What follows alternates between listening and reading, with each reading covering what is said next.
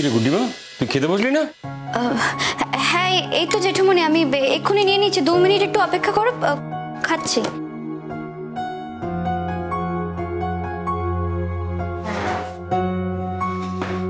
কি হলো, আপনি খেলেন না?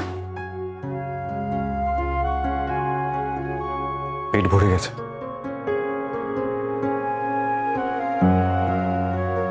এই কটা তো ভাত খেয়ে নিতে পারতেন। একজন ক্ষুধার্ত মানুষকে না খাইয়ে সব খাবারটা আমি খেয়ে নেবো, এতটা নিষ্ঠুর আমি নই। আমি জানি এই খাবারটা তুমি খাবে না, তবু আজ আমার অন্তর জানলো যে এই খাবারটা আমি তোমার জন্য রেখে গেলাম।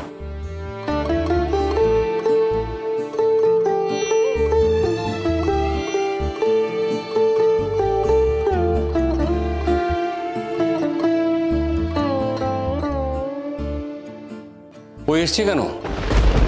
শুধু আমাকে ফিরিয়ে নিয়ে যেতে? ওই সে কথা তো আমাকে একবার বলতে পারলো না?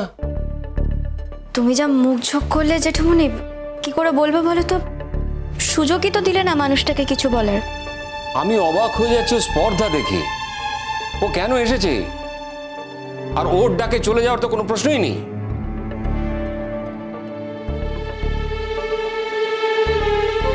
জেঠুমনি, অফিসের দেরি হয়ে যাচ্ছে, আমি তাহলে আসছি। হ্যাঁ এসো এসো।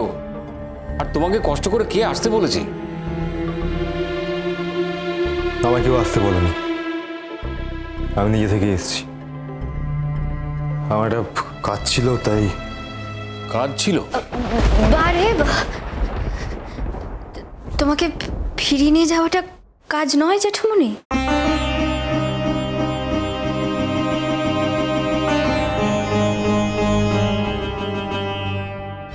জেঠুমনি, আসলাম।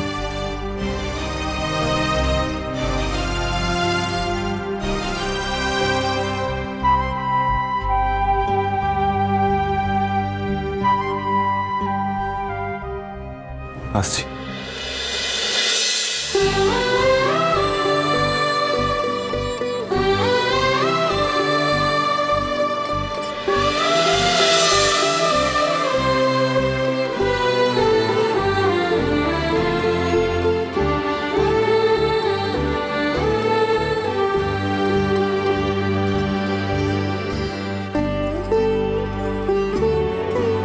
যতই তোমার সঙ্গে আমার বিচ্ছেদ হয়ে যাক, স্বামী হিসাবে তো কিছু দায়িত্ব আমার থেকেই যায়।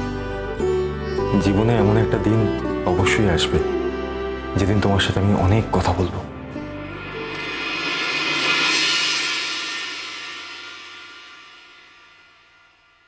বসো।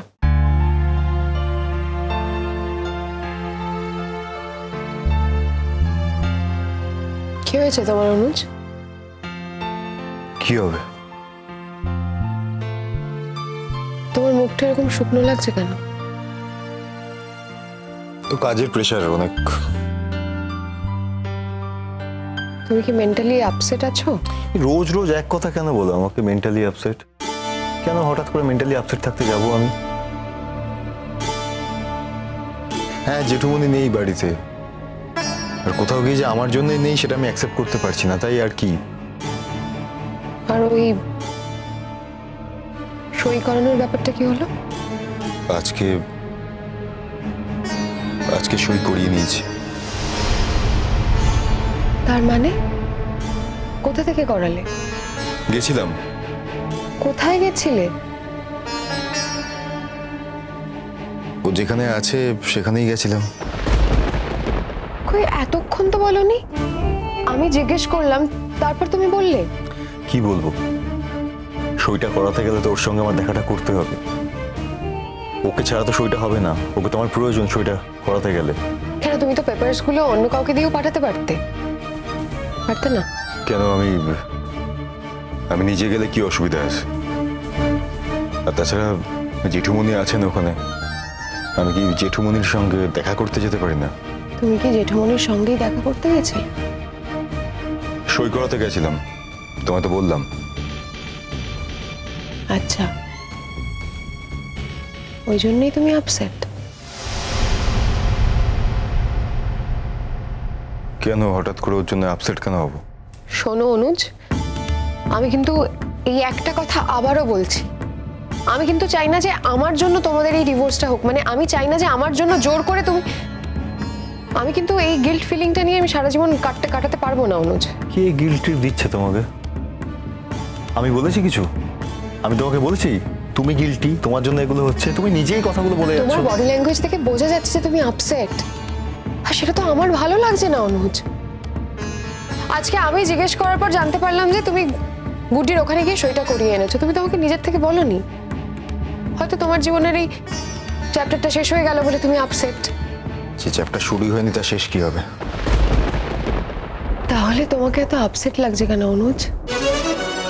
তোমার তো আজকে হাসতে হাসতে আসার কথা ছিল, এসে আমাকে সুখবরটা দেওয়ার কথা ছিল যে তুমি আজকে, মানে তুমি আজ থেকে ফ্রি। দেখো সইটা তো সবে মাত্র হয়েছে, মিউচুয়াল ডিভোর্সটা যতক্ষণ না হচ্ছে ততক্ষণ তো ফ্রি হতে পারছি না। এখনই কি সুখবর দিতাম তোমায়? আমাকে তুমি বোঝাতে এসো না অনুজ,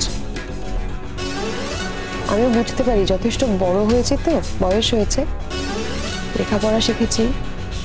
বুঝতে পেরেছো তো পেরেছো, আমি আর কি বলবো, আমার নতুন করে কিছু বলার নেই।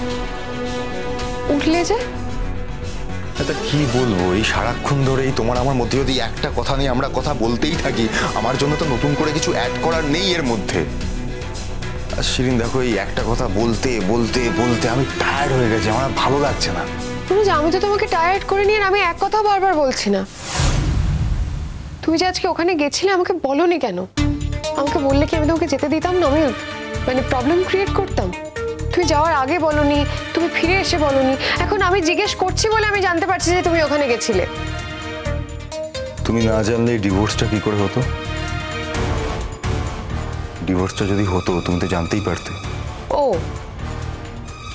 তার মানে তোমার প্ল্যান ছিল যে ডিভোর্স করে তুমি তারপর আমাকে জানাবে? আমি তোমার কাছে হাত জোড় করে অনুরোধ করছি শিরিন, প্লিজ আমাকে আর পেন দিও না। অনুজ, আমি তোমাকে পেন দিচ্ছি?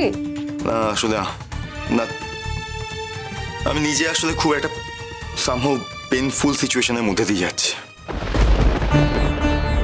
আমি তো সেটাই জানতে চাইছি অনুজ, যে তোমার মধ্যে যে পেনটা রয়েছে সেটার অ্যাকচুয়াল রিজনটা কি, কেন তোমার পেন হচ্ছে?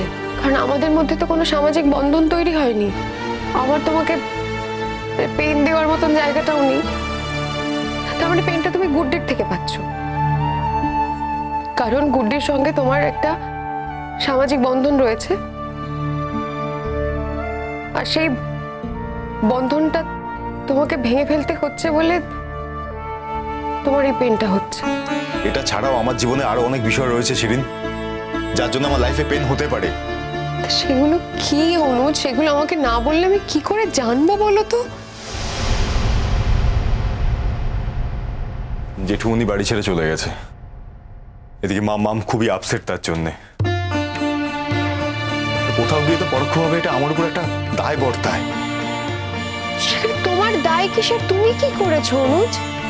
কেউ তো সেটা বুঝবে না। গুড্ডি তো আমার হাত ধরে আমার সূত্রে ওই বাড়িতে এসেছিল, এখন তো সমস্ত ঝামেলা হচ্ছে আমাকে নিয়ে। জেঠুমণিমা ফিরে আসছে না কেন? আর ওই মেয়েটার হস্টেলে যেতে কতদিন সময় লাগবে? যত যা শুনলাম আজকালের মধ্যেই হয়তো হোস্টেলে চলে যাবে। তাহলে তো মিটেই গেল, তাহলে তো জেঠুমণি ফিরে আসছে, আর তো টেনশন করার মতন কিছু নেই। টেনশন নেই, আমি বললাম অশান্তি। বাড়িতে একটা চাপ আছে, ওটাই বলছিলাম। আর কি পেন আছে অনুজ তোমার? এই যে তুমি আমাকে মিসআন্ডারস্ট্যান্ড করো, এটাও তো একটা পেন।